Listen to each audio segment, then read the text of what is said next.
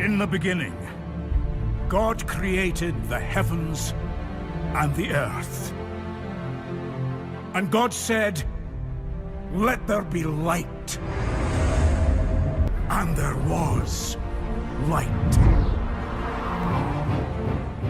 Is the Trinity logical? Do you just take the Trinity on faith alone? Can we explain it in a rational way? Or is it beyond complete comprehension? Of all the commandments, the fourth is the most contested. And how is this acknowledgement made? By keeping the seventh day holy. The book of Leviticus is the third book of the Bible, and it says underneath all of this purity and impurity, becoming impure was by eating certain animals.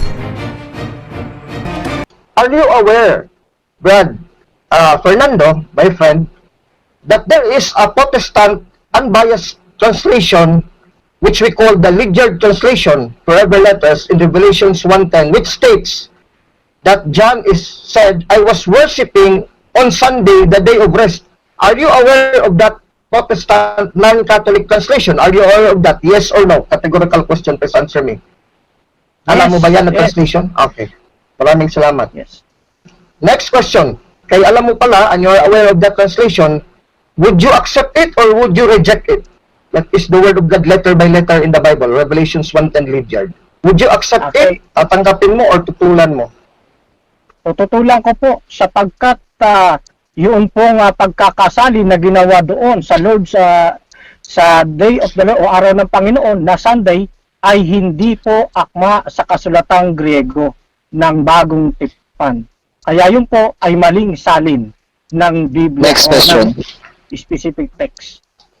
Next question. Are you aware again of another translation, the Voice Reader's New Testament, that states that I, John, was worshiping on the first day of the week? Are you aware of that? Yes or no? Yes. This translation. Yes. So next Pero question. hindi po yan naaakma sa kasulatang Griego. Yan po ay isinalin lamang ng mga taong gustong ipanig ang kanilang paniniwala na ang araw ng Panginoon ay araw ng linggo. So do you mean, Brad Fernando, my friend, that two translations now, based on Revelations 1:10, you reject two translations? Dalawa ng translation, Lydiard at saka the Voice New Testament, ayaw mong tanggapin, you reject, yes or no? Yes, nare-reject ko yan, kapatid na Alvin. Actually, meron pa yan dito. Yung The Message, ganun din po. Pati yung ununderstandable version. Pero kailanman, ito ay hindi tumutukoy sa araw ng Sunday. Mas malapit pa yan sa araw ng Sabat. Okay, next question. Brad Fernando, please answer me directly and categorically. Do you have a translation of that Revelations 1:10, where it is stated letter by letter, a translation which states that it is Saturday, not Sunday or first day of the week? Do you have or you don't have? Meron pala translation na? Saturday? Meron anong translation po? Dalawang talata po. Ang ginamit po kasi dyan, araw ng Panginoon. Sa Levitico 23:3 ay Lord's Day din po ang ginamit. Binanggit din na ito'y mahalaga sa Panginoon o kanyang kaarawan, Isaiah 58, talatang 13. Ayan po. Next question.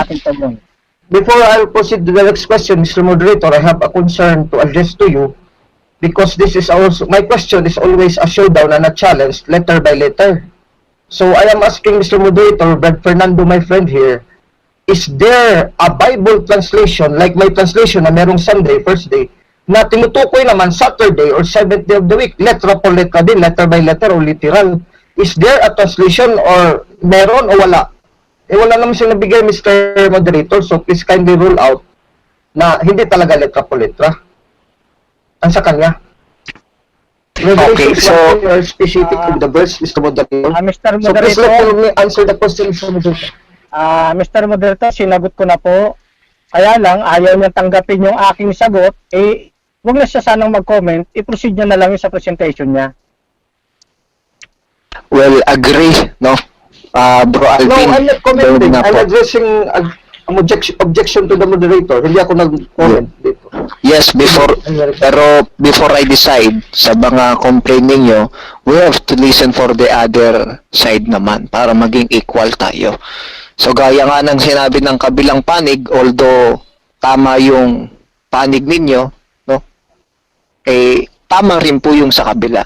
Ayaw nyo lang tanggapin yung tanong. Mas maganda, dalhin natin yan sa presentation natin, and let's continue for Q&A. So, remaining time, 4 minutes, 1 seconds. Now, in Revelation 1:10, showdown to kanina, I asked Brad Fernando, my friend, do you have a valid Protestant or Catholic translation in Revelation 1:10 that speaks letter by letter, literally, word for word, that says, I, John, was worshiping on the 7th day, Sabbath, or Saturday of the week? Wala eh.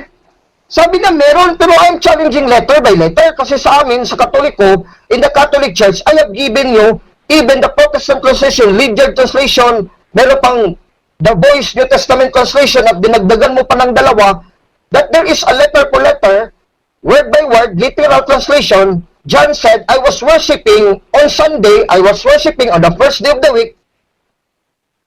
Diyan sa letra po letra, diyan meron kami, we have. Now you reject the translation, 4 translations, 2 translations that you cite, 2 translations that I cite. You reject that letter by letter, Sunday, first day of the week in Revelation 1:10. And now you have no translation at all of Saturday. So meaning you have no reason. Wala kang karapatan na ipilit yung Saturday Sabbath na wala ka namang translation. Di ba, Brad Fernando, my friend, have you realized that? You reject a letter-by-letter translation based on the Greek, and based on the Greek, you have no translation letter-by-letter, even Protestant and Catholic, which means you have no basis at all to reject, but only that you are prideful. Ayaw mo lang talaga tanggapin. Kasi hindi yan makakasira yan sa aral ninyo eh, kung tatanggapin mo.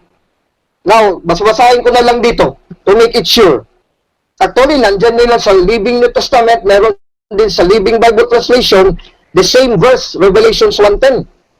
Now, sabi dito, sa The Voice Readers New Testament, in Revelation chapter 1, verse 10, napakaliwanag, I was in the Spirit, sabi ni John. Alam naman natin si St. John the Evangelist, the Apostle, is the author of Revelations or Apocalypse.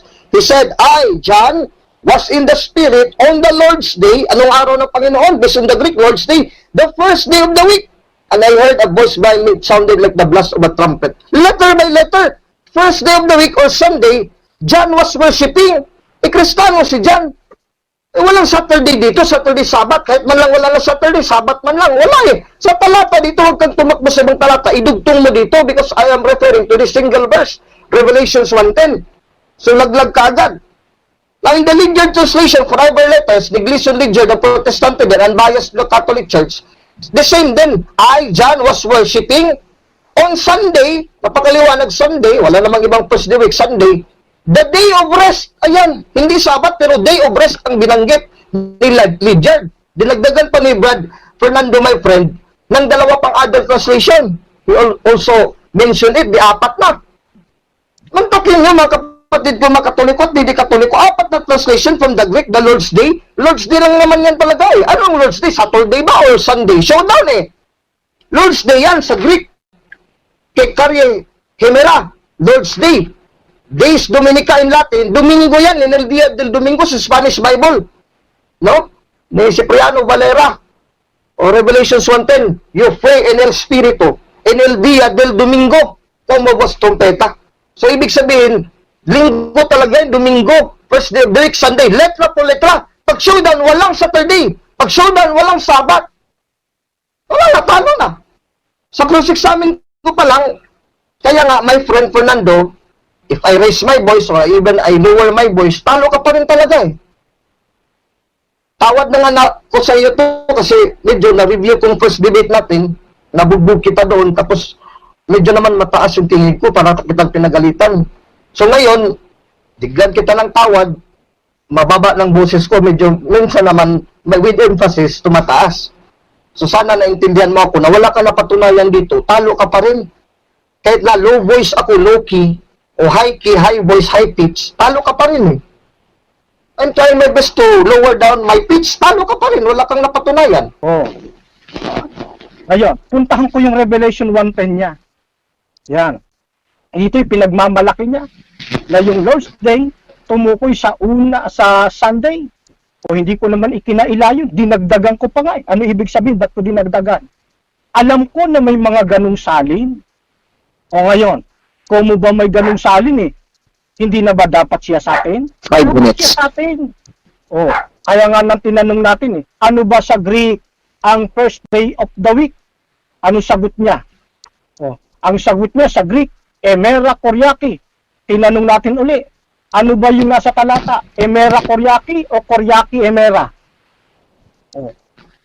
Nung binasa niya, ang nakalagay, Koryaki Hemera, hindi Hemera Koryaki. O, delikado yan mga kapatid. Alam niyo, pag nagpalit yan, pag nagpalit ng mga letra yan, mababago kahulugan.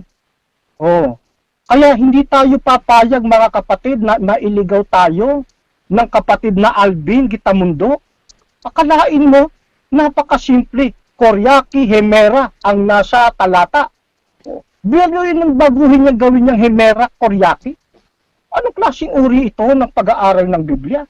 O ngayon, tinanong pa natin, ano ba sa Greek yung first day of the week? Pamilyar ka ba ako doon sa Greek na first day of the week na Prote Hemera tes Abdomadas? Pamilyar daw siya. Ibig sabihin, alam niya.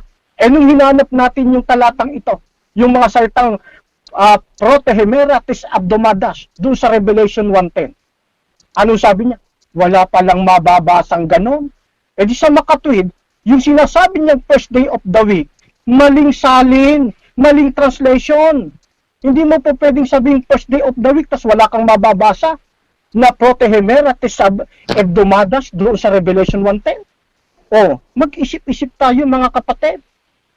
Ano ba simpleng ibig sabihin ng Koryaki Hemera? Ang simpleng salita lang naman yan Lord's Day. Pinaiikot-ikot pa natin. Bumabasa ka pa ng iba't ibang mga translation para pumabor sa inyong doktrina. Mali yan. Ngayon, eto sabi ng isang Cardinal Jean Danelo, a respected Catholic scholar, timely acknowledges this fact when he writes, sabi niya rito, in the Apocalypse 1:10, when Esther take place on the 14th Nisan, the word Lord's Day does not perhaps mean Sunday. Cardinal James ano ito? Respected Catholic scholar to. Ngayon, baka mas marunong na naman dito si kapatid na Alvin. Ito scholar na. Kanina tinutulan niya, hindi daw scholar. Ito ngayon scholar na. Sino ngayon ang kalaban niya uli? Hindi lang ako. Kalaban din niya ngayon. Kapwa niya yung kanilang scholar. Yan, tutulan niya ng kapatid na Alvin mamaya. Ngayon. Ito kasing Lord's Day mga kapatid. Kahit sinong Greek grammarian, hindi ito maisasalin ng Sunday. Mga kapatid, pwedeng lumabas yan sa mga paraphrasing. Pero pagdating sa literal translation, hindi yan gagawin. Masisira ang grammarian. Ang Greek grammarian pag ginawa niya yun. Bakit? Kasi walang nakatataho niyan. Mahirap mong tukuyin yan kung yan ay genitive opposition o kaya ay adjectival construction. Ewan ko lang kung alam ni kapatid na Alvin yung genitive opposition at saka adjectival construction sa wikang Grego. Kaya malakas na loob nating tumutuloy. Hindi ko may mabasa ka. Yun na yun. Ininadaan yan sa exegesis na uri ng pag-aaral. Yan ang hirap sa mahilig sa word for word. Naliligaw. 1 minute. Kita mo. Pag siya naiipit, hindi na rin siya word for word. so yeah. I was found as a beggar, as an orphan with